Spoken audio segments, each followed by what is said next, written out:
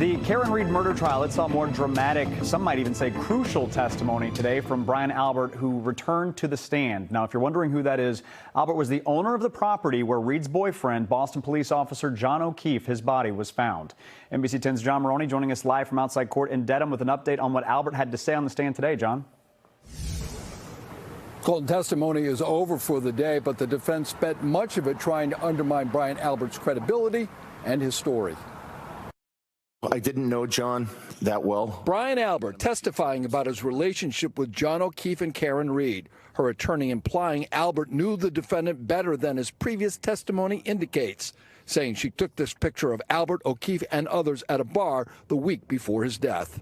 You knew that if you admitted having a relationship with John O'Keefe and Karen Read, you'd have a lot to answer for when Karen Read's boyfriend ended up dead on your lawn 6 days later, correct? Objection.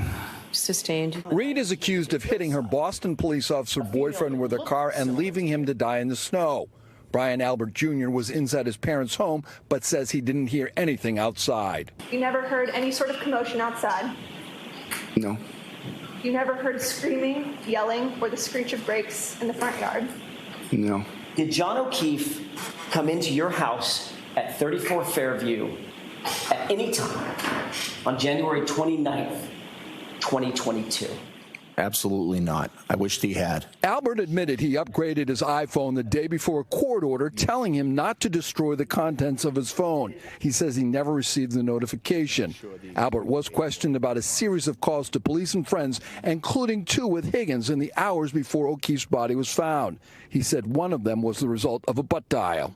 Were those pretty calls an effort to get your stories straight about how you were going to what statements you were going to give to law enforcement and how were you going to testify if this case ever went to trial? No, absolutely not. Now the day ended with Caitlin Albert on the stand. Testimony will resume again tomorrow. It will be a half day of court. Well, live in Dedham, John Maroney, NBC 10 Boston.